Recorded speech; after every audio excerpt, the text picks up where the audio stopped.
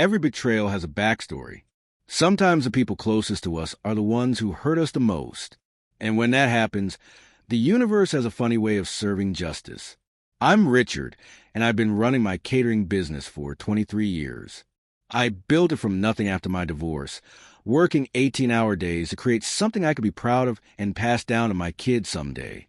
When my son, Trevor, announced his engagement to Melissa, I couldn't have been happier. He seemed genuinely in love, and she appeared to be everything I'd hoped for in a daughter-in-law. The wedding planning started immediately. Trevor and Melissa wanted something elegant, but not over the top. About 150 guests at the Riverside Country Club. When they started discussing catering options, and I saw them stressing over the costs, I made what I thought was a generous offer. I told them I'd handle all the food and service as my wedding gift to them. No charge. Everything from appetizers to the late-night snack station. Trevor was thrilled, but Melissa's reaction was more subdued.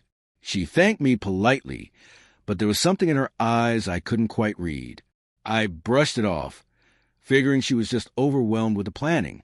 Over the next 6 months, I threw myself into creating the perfect menu for their special day. I sourced the finest ingredients, designed elegant presentations, and even created a custom cake that took me 3 days to perfect. This wasn't just any catering job. This was for my son. I wanted everything to be flawless. A week before the wedding, I was at the venue doing a final walkthrough with my team. While setting up in the kitchen, I realized I had forgotten my clipboard in the main dining room.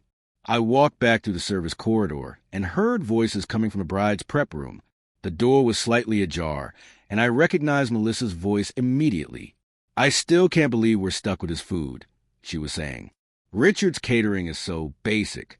It's like having your wedding catered by a diner." My blood ran cold, but I stayed frozen in place. Her maid of honor laughed. "Well, it's free, right?" "That's something." "Free and worth every penny," Melissa replied sarcastically. I tried to convince Trevor to just pay for real catering, but he got all sentimental about his dad wanting to contribute.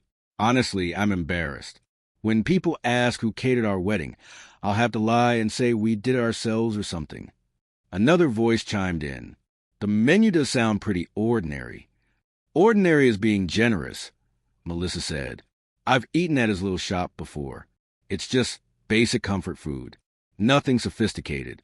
Nothing Instagram-worthy. I specifically asked for an elegant plated dinner, and he keeps pushing these family-style serving platters like we're having a backyard barbecue." "What about the cake?" the maid of honor asked. "Don't even get me started on that monstrosity," Melissa groaned. "It's covered in so many flowers and decorations. It looks like something from a grocery store bakery." I wanted something clean and modern, but he went completely overboard. I'm genuinely worried people will think we're tacky.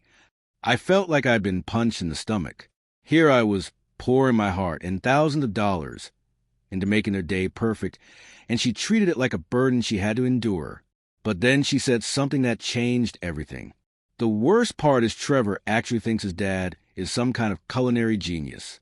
He has no idea that his precious father's business is barely staying afloat. I've seen the numbers. Richard's been struggling for years. This whole generous gift is probably just him trying to get some free advertising or sympathy business. That was completely false. My business was thriving. I'd actually turned down 3 other weddings that same weekend to focus entirely on Trevor's celebration. Well, after the wedding, hopefully Trevor will see we need to keep some distance, Melissa continued. I love him, but his family situation is just so limiting. When we start having kids, I don't want him thinking mediocrity is acceptable. I'd heard enough. I quietly retreated back to the kitchen, my mind racing. The woman my son was about to marry had just spent 10 minutes tearing apart everything I'd worked so hard to create. She'd insulted my business, my character, and apparently had plans to isolate Trevor from his own family. That night, I sat in my office staring at all the invoices. Premium ingredients. Specialty items ordered from 3 states away. Custom linens. Extra staff. The total cost was nearing $15,000. Money I gladly spent because I thought I was contributing to my son's happiness. But now I realized something important.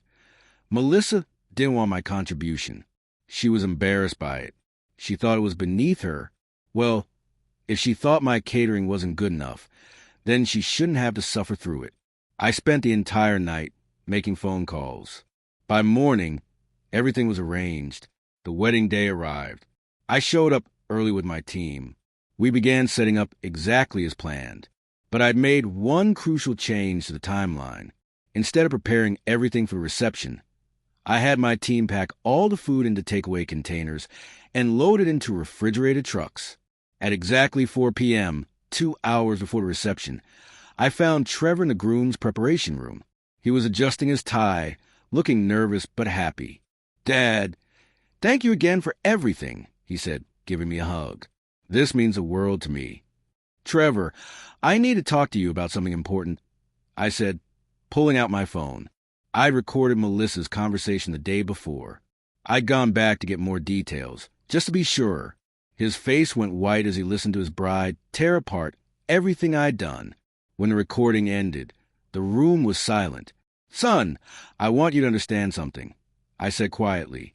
"I don't expect gratitude, but I do expect basic respect. If Melissa thinks my food isn't good enough, then I'm not going to force her to suffer through it." "Dad, please." I'm sure she didn't mean. She meant every word. I interrupted, and that's her right. But it's also my right to decide where I invest my time and energy.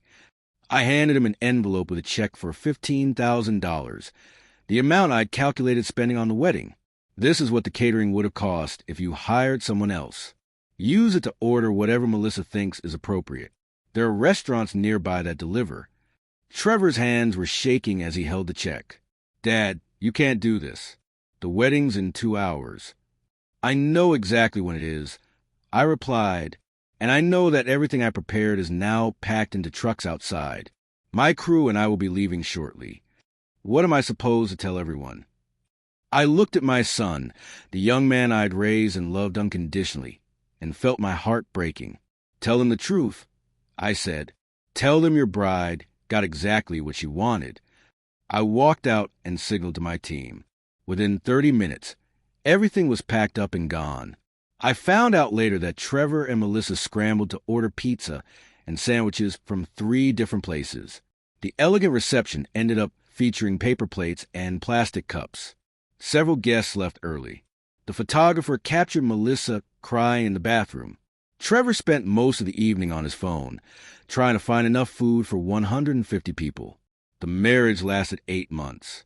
Trevor called me 3 weeks after the divorce.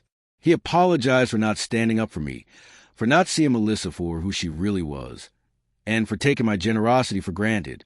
He asked if we could start rebuilding our relationship. I said yes, because that's what fathers do.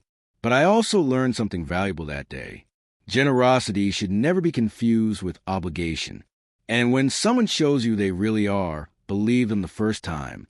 Sometimes, the most important gift you can give someone is the natural consequence of their own choices.